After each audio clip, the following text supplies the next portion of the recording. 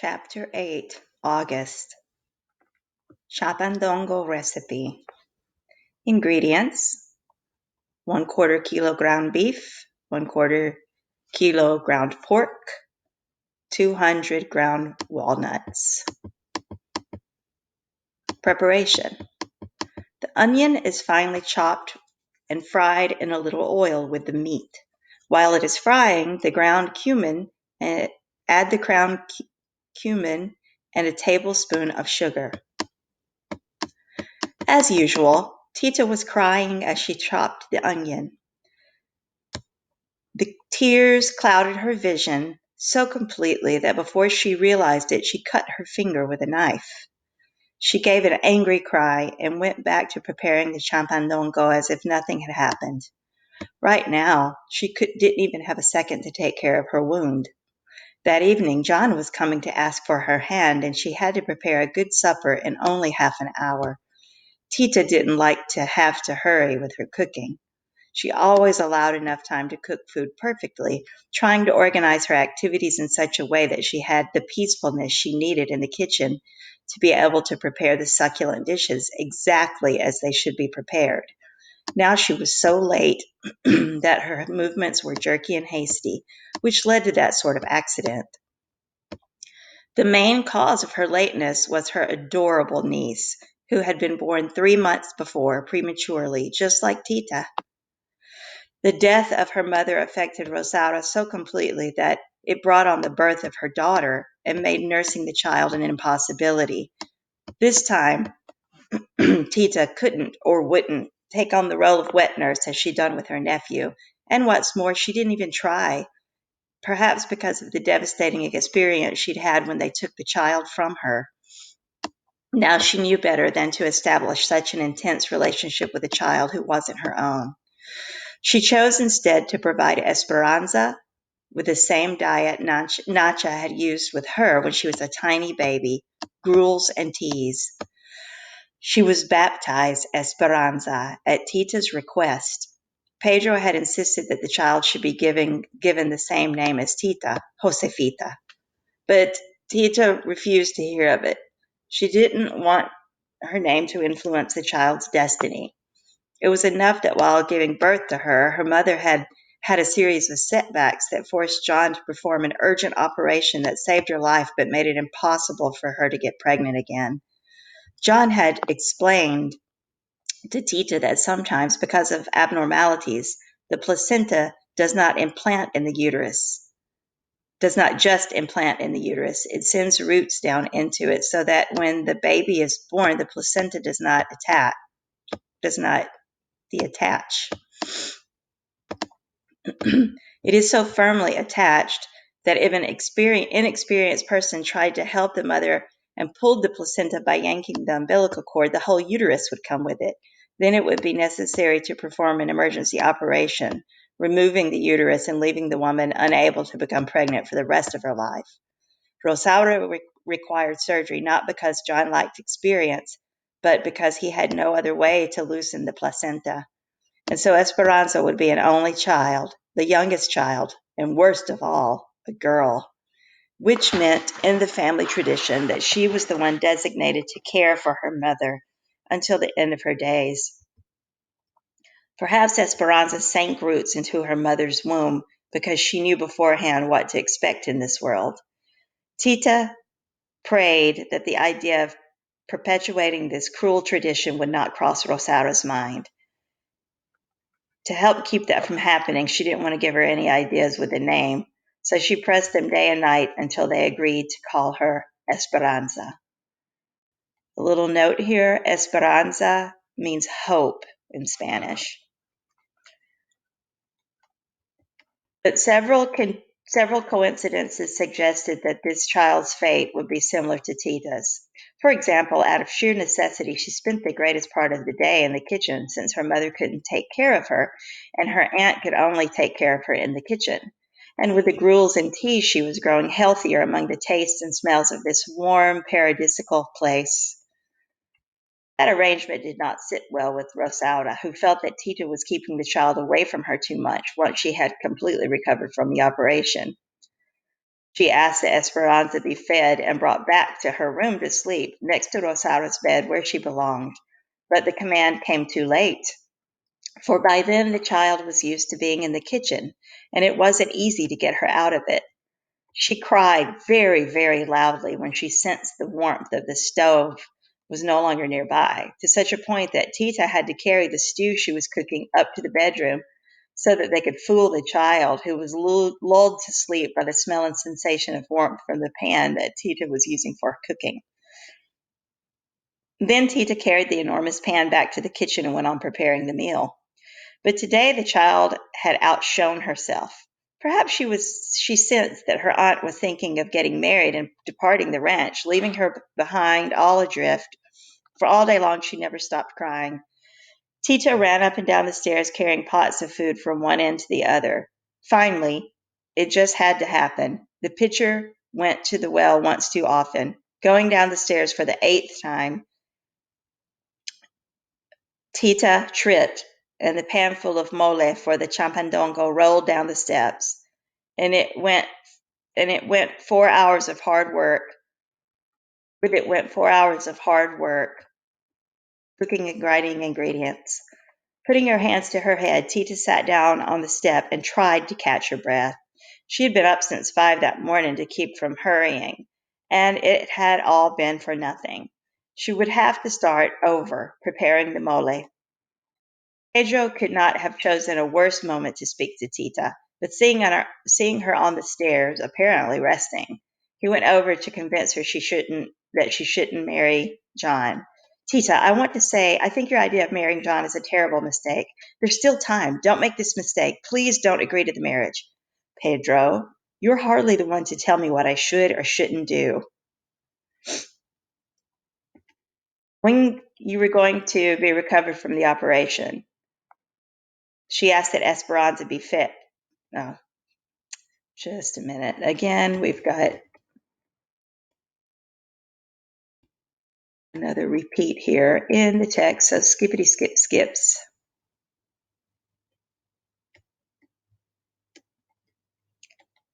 When you were going to get, okay, let me back up. Pedro, you're hardly the one to tell me what I should or shouldn't do. When you were going to get married, I didn't ask you not to do it, even though your wedding destroyed me. You have your life. Now leave me in peace to have mine. It's because of that decision, which I repent wholeheartedly, that I'm asking you to reconsider. You know quite well what the motive was that joined me to your sister. But it turned out to be a pointless act. It didn't work, and now I think I would have been better to have run away with you. Well, you think so too late. Nothing can be done about it now. I entreat you, never bother me again for the rest of my life. And don't ever dare repeat what you've just said to me. My sister might hear it, and we don't need one more unhappy person in this house. Excuse me. Ah, and let me suggest, next time you fall in love, don't be such a coward. Picking up the pan angrily, Tita went to the kitchen. But between her muttering and shoving dishes around, she finished the mole, and as it cooked, she went on with the preparation of the champandongo. When the meat starts to brown, the chopped tomato is added, along with the citron, the walnuts, and the almonds, cut into small pieces. The steam rising from the pan mingled with the heat given off by Tita's body. The anger she felt within her acted like yeast on bread dough. She felt its rapid rising, flowing into every last recess of her body. Like yeast in a small bowl, it spilled over to the outside, escaping the form in the form of steam through her ears, nose, and all her pores. A small part of this boundless fury was caused by her discussion with Pedro, another part by her accidents and her work in the kitchen, and the largest part by some nightfall, just in time for supper. Okay, I've got to skip part there. Nobody had an explanation for Pedro's behavior. Some believed that he thought not having any more children hurt him deeply. Whatever it was, it seemed his rage dominated the thoughts and actions of everyone in the house. Tita was literally like water for chocolate. She was on the verge of boiling over. How irritable she was. Even the cooing she loved so much, the sound made by the dove she reestablished under the roof of the house, a sound that had given her so much pleasure since her return, even that noise was annoying. She felt her head about to burst like a kernel of popcorn. To prevent that from happening, she pressed both of her hands against it hard. A timid tap on her shoulder made her jump. She felt an urge to punch whomever it was. Surely someone who wanted to take up more of her time. What a surprise it was to see Chencha standing in front of her. The Chincha of old, smiling and happy. Never in her life had Tita been so delighted to see her, not even when Chincha had visited her in John's house. As usual, Chincha had dropped from the sky just when Tita needed her most. It was amazing to see the recovery Chincha had made after the state of misery and despair in which she had left. No signs remained of the trauma she had suffered. The man who had managed to erase them was standing at her side with a huge, honest smile on his face. From a distance, Tita could tell that she was dealing with a decent, quiet man, though Chincha didn't let him open his thing Rosara had said a few days before. Tita, John, and Alex had been together in her sister's bedroom. John had brought his son along on his medical call because the boy missed having Tita in the house and wanted to see her again. He stuck his face up to the cradle to see Esperanza and was struck by the girl's beauty. Like all children his age, he didn't have any secrets, and he declaimed, "Papa, I want to get married too, just like you, with this little girl." They all laughed at that, but when Rosaura explained to Alex that he couldn't because this little girl was destined to take care of her until the day she died, Tita felt her hair stand on end. Only Rosaura could have thought to perpetuate such an inhuman tradition. If only Rosaura had burned her mouth to a crisp. Never let those words leak out, those foul, filthy, frightful, repulsive, revolting, unreasonable words. Better to have swallowed them and kept them in her bowels until they were putrid and worm-eaten. If only she would live long enough to prevent her sister from carrying out such a dire intention. She didn't know why she had to think about such unpleasant things at a time like this, which was supposed to be the happiest time of her life, nor why she had to feel so irritable.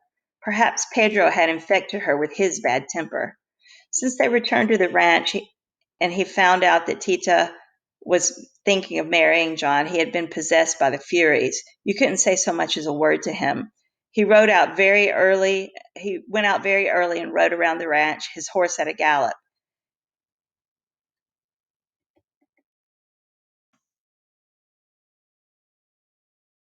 He returned at dusk. This skips a little bit. And this goes back to Chincha's friends. He did not open his mouth any farther to say, Jesus Martinez at your service. Okay, now we're back in order. After that, Chincha monopolized the conversation completely, as usual, and broke a speed record for bringing Tita up to date on the events of her life. Jesus had been her first sweetheart, and he had never forgotten her. Chincha's folks had been flatly opposed to their romance, and he never would have known where to find her if it hadn't been for Chincha going back to the village and his coming to see her. It didn't matter to him that Chincha wasn't a virgin. He married her right away.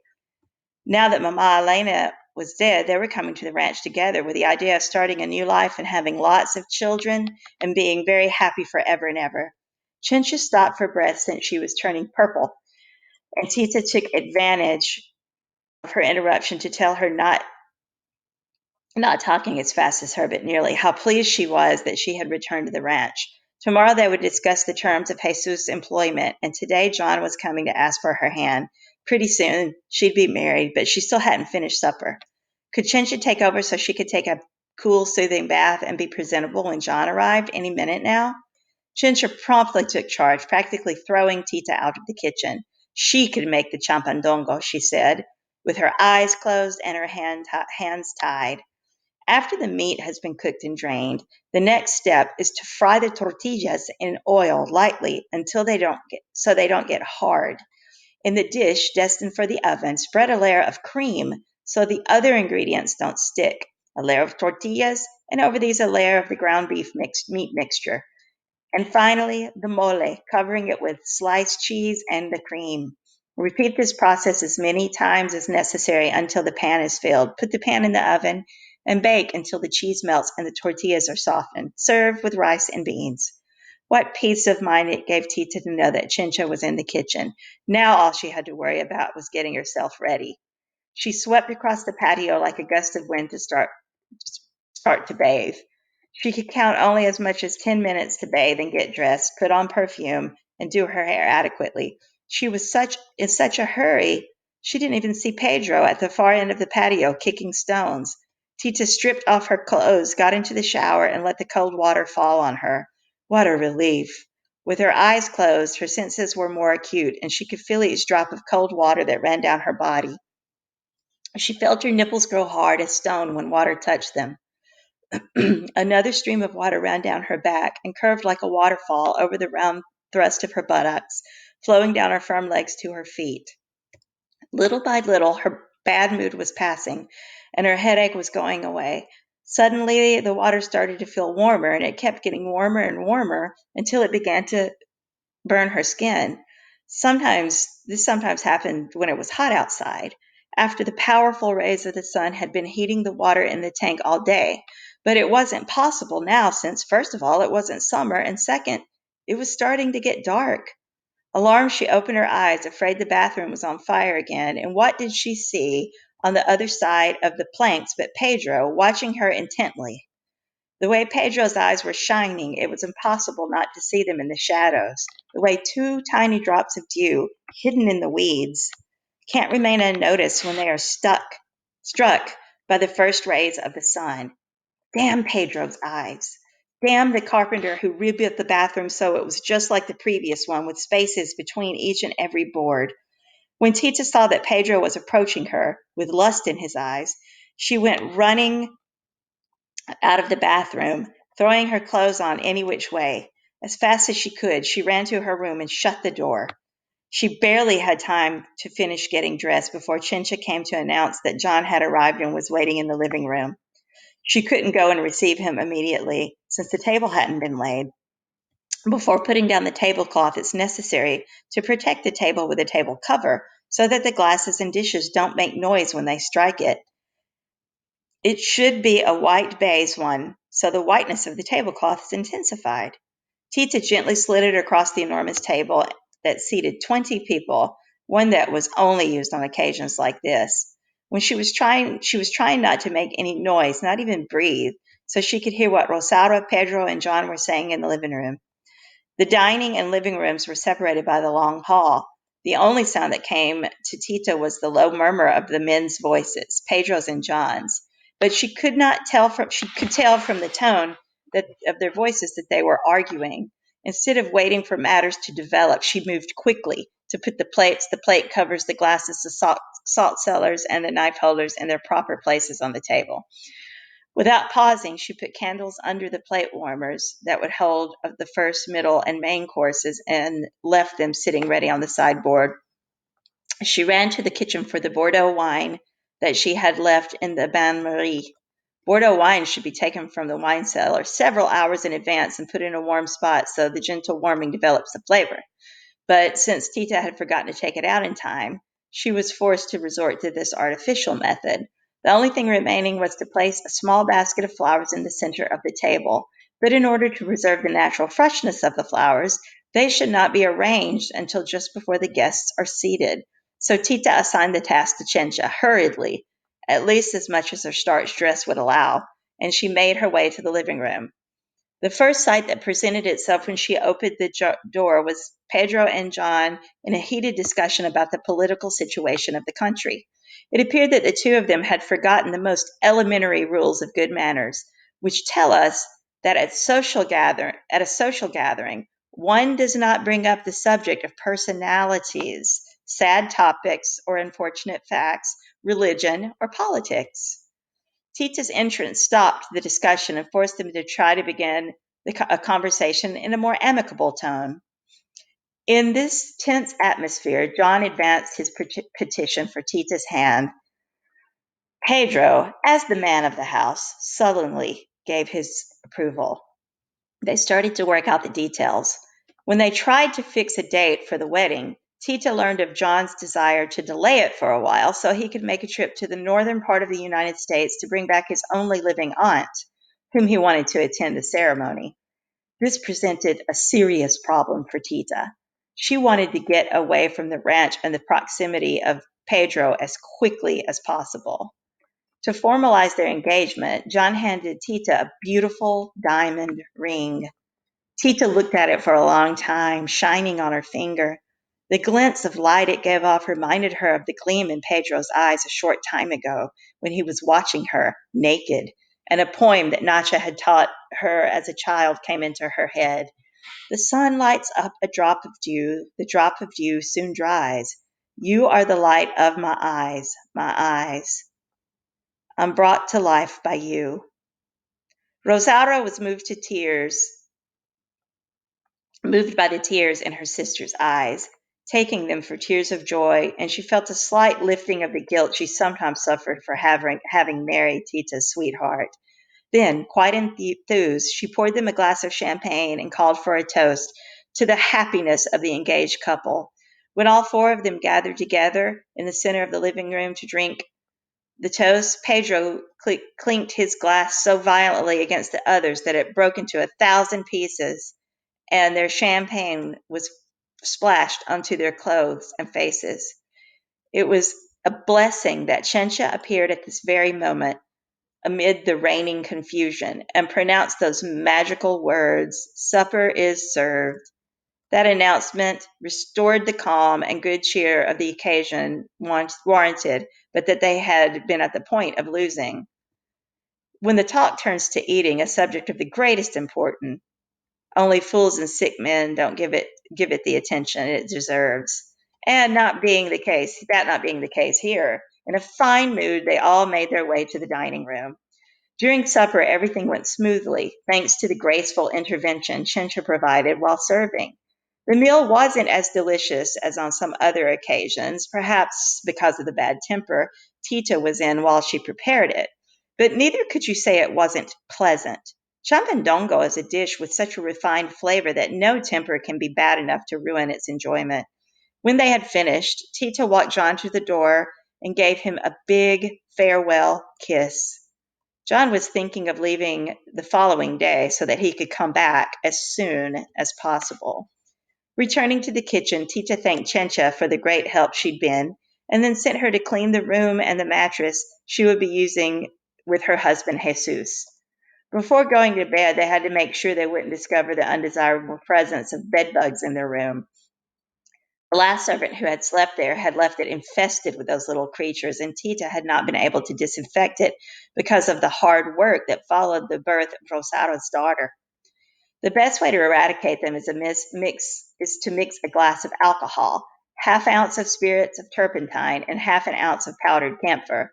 Rub this preparation everywhere where there are bed bugs, and they will disappear completely. Withdrawing to the kitchen, Tita began putting the pots and pans away. She still wasn't sleepy, and it was better to spend the time this way than tossing and turning in her bed. She felt a mass of conflicting emotions, and the best way to put some order to her thoughts was to start by putting some order into the kitchen. She took a huge earthenware pot and put it away in what was now the storage room, formerly the dark room. After Mama Elena's death, they saw no one was thinking of using it as a place to bathe, since they all preferred the shower. So to put it to some use, they turned it into a storeroom room for kitchen utensils. In one hand she was carrying the pot, in the other an oil lamp.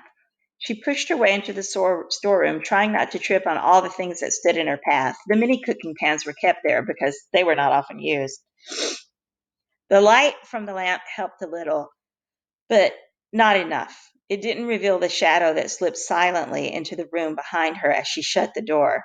Sensing another's presence, Tita spun around. The light clearly revealed the figure of Pedro barring the door. "Pedro, what are you doing here?" Without answering, Pedro went to her, extinguishing the lamp, pulled her to a brass bed that had once belonged to her sister Gertrudis, and throwing himself upon her, caused her to lose her virginity and learn of true love. In her bedroom, Rosario was trying to put her daughter to sleep, but the baby was crying uncontrollably. She was walking all around the room, but it wasn't working. As she walked past the window, she saw a strange glow coming from the dark room. Plumes of phosphorescent colors were ascending to the sky like delicate Bengal lights. As many as many cries of alarm as she gave, calling for Tita and Pedro to come see, the only answer she got was Chencha, who was looking for a set of sheets. Beholding this remarkable sight, Chencha felt surprised for the first time in her life. Not a single sound escaped her lips. Esperanza, who was always keenly aware of what went on around her, stopped her crying. Chincha knelt and crossed herself and offered up prayer. Most holy Virgin, who's up in heaven, gather up the soul of my mistress Elena and let her stop wandering among the shades of purgatory. What are you saying, Chincha? What are you talking about? What else can it be? Can't you see it's the ghost of the dead? Dead and still walking, paying for some unsettled score. I don't think it's no joke, and I'm never going nowhere near it. Me neither. If poor Mama Elena had known that even after she was dead, her presence was enough to inspire terror, and that this fear of encountering her is what proved Tita and Pedro the perfect opportunity to profane her favorite place with impunity, rolling voluptuously on Gertrudis' bed, she would have died another 100 times over. To be continued. Next month's recipe: chocolate and 3 King's Day bread.